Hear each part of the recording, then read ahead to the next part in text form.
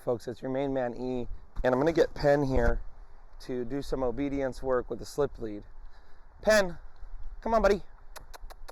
What are you just gonna eat? So Penn's a unique dog. He was, his leash is stuck on something. He's a dog that came here who, although they had a training lead or a training collar on him, he still wasn't behaving when the prong collar wasn't on him. They were struggling with getting him to come back when called, and because they're having a kid, they really wanted to make sure that all of his training was very dialed. And so in this video, I want to just go over the basics of using a slip lead to reinforce your obedience commands. So if you have a dog that already knows sit, down, go to your bed, or place, and let's go, this is a video for you. We're going to show you how you're going to use your food in your treat pouch, how you're going to use your marker words and tell the dog when they're doing it right or when they're not doing it right, when you're going to use your commands and your leash pressure, and how you're going to use that in a way that's going to eventually lead to your dog not being dependent on a training lead and not always looking at you to determine whether or not you have food or not before they do what you ask. Let's get started, and as I work with him, I'll just kind of narrate what I'm doing. Okay, come on, Penn, let's go. So the big thing about your leash work is that you're going to want to follow a sequence of giving the command sit, applying pressure, good, and then releasing the pressure when the dog either has completed the command or is committed to doing the command. So I apply pressure here, sit, good. And when he looks and he goes, okay, I'm going to sit down, I release the pressure, he sits down, I say good. Now, you notice that word I said. That's a word that I'm saying when the dog is not doing it right, but they're still trying. They're not very distracted. Is letting the dog know, hey, I appreciate that you haven't gotten completely distracted. You're offering me your attention. Good. And I want you to keep trying, but I want you to know that's not really what I'm asking for. And eventually, I'm going to hope that, we won't be making this small mistake again in the future, but it's not really a big deal. So I say the command, let's go. I apply pressure. Good job, buddy. And I tell him, good boy, because he's doing it right. Good job, buddy. Good boy, Penn. Good boy, buddy. Good boy, Penn. Good job, buddy. Good boy. Now, while he's in the command, I can, of course, repeat the name of the command. Let's go. Let's go. Good. Let's go. Good. Let's go. Good. Let's go. Good. Now, you'll notice I said good a lot of times, but I didn't pay him every time. And that's on purpose. I don't want him thinking every time I tell him he's a good boy, he's going to get paid, because eventually I don't want to have to bring food with, and I want him to know, hey, you're a good dog. Just keep it up, man. Maybe I'll give you some chicken for my dinner, or maybe I'll let you run around when we get a chance, or maybe you just get to hang out with me. Let's go. Place. So I say the command, place command, and we have a dog entering right now, so this is perfect. There's a distraction coming. And if you have a dog like Penn that knows basic commands but struggles with distractions, realize you may find it better to do this when there is a little bit of a distraction around, because it's possible that a dog like this in the kitchen or in the backyard when you have high value food, you're not going to need to use the leash. They're maybe going to do everything perfectly. So let's work on his down now. So I say down, I apply pressure downward. Good. I say good when he relaxes into a down, and then I give him food.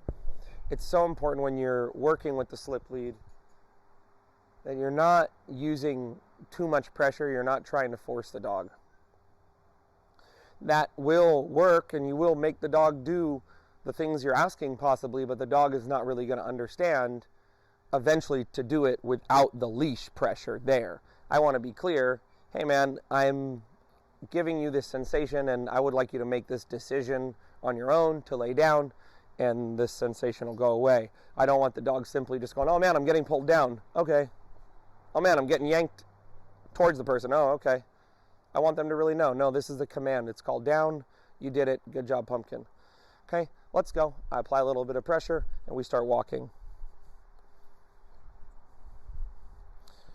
Good job, buddy. You could see once the distraction's present, what the owners were telling me about with him, where he just gets really distracted by them, even though I have food in my pouch. So let's work on his place command here.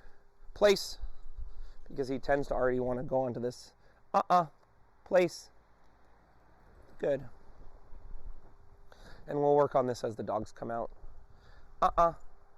Place. No. Place.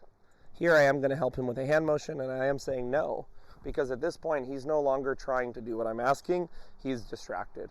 And I want to be clear, when I'm working with you and you have a leash on, I'm not asking for you to be distracted if I'm tugging on the leash. I'm asking you to pay attention to me.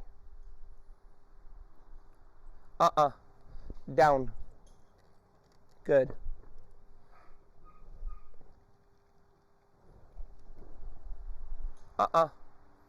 Down. Good. Now people are going to ask, why aren't you saying place, Eric? And the reality is he doesn't know the word place. He knows the word down, and I'd rather have him go back to something he knows and do it on this placemat, and then eventually I'll call this place. Good. So you could see there he thought about getting up. He decided not to get up. He said, you know what, if I get up, I'm just going to have to lay back down again. I may as well just stay laying down. That's exactly what I wanted to see from him. I don't have food in my hands. The food is in my pouch. Good boy. He's making eye contact. That's what I want more than anything, is for the dog to make this connection between me, like my eyes, my voice, the leash. And the commands, but like that's the big thing, is it's me talking to you through the leash. It's not you're just doing this to get food. It's not you're just doing this because the leash is forcing you to do stuff, but it's really, this is me and you connecting. Good boy. So I'm happy to see him making that eye contact and looking up at me. Good job, Penn. Good. Good boy. Now you'll notice this whole time I didn't really have food in my hand, and that's because I'm really preparing this dog to work with leash pressure primarily, and food rewards is something that is maybe secondary in importance. I want him to know when you feel the leash, it doesn't matter if there's food or not. You've got to do what I'm asking you. Good boy. Sit. Down. Good. Now, depending on where you're at in your training, these slip lead sessions could be short or they could be long, and that's going to depend on the type of dog you have, the relationship you have with them, and the expectations you might have, combined also with what are your goals.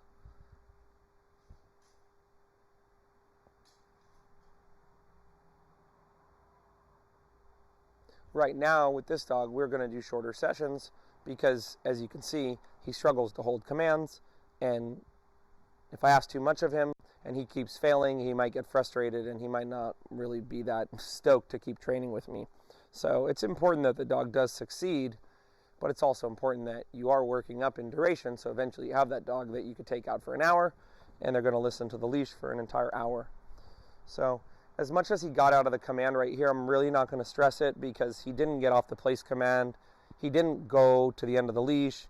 He stayed right here, so I'm not going to tell him he's doing good, but I'm not going to make him go back into a down. Good job, buddy. Let's go. We apply a little bit of pressure. Sit. We apply pressure upward.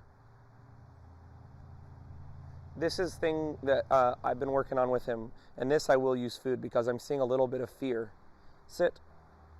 Good. Like when I'm pulling up on the leash, let's go.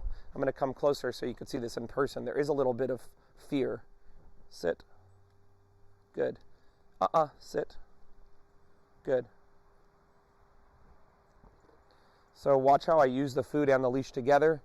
And this is something that can be done with a dog that really doesn't know commands. Sit. Good. Or a dog that's getting overwhelmed by the pressure, or maybe, you had a bad session, they got confused. Sit. Good. Let's go. Sit. Good.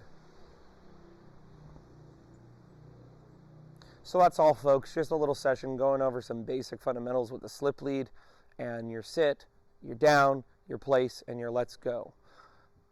Like I said in the beginning of this video, it's so important that you're really thinking about, am I using these words to let the dog know they're doing it right? Am I using a treat pouch so I don't have food in my hand the whole time? Am I really making it a point to say when they're doing it wrong and focus on my leash instead of going back to my hand motion or just repeating the command a bunch? Sit. Good. And am I using the right amount of pressure? Am I using too much pressure where the dog is just kind of getting forced into a position? Or am I not using enough pressure where the dog isn't even aware of what I'm asking?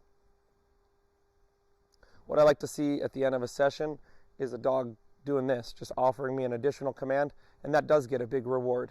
Good boy. Remember, as always, folks, we don't blame them. We train them. If we love them, we lead them. If you ever need help online, you can find me, followtheleaderk9.com.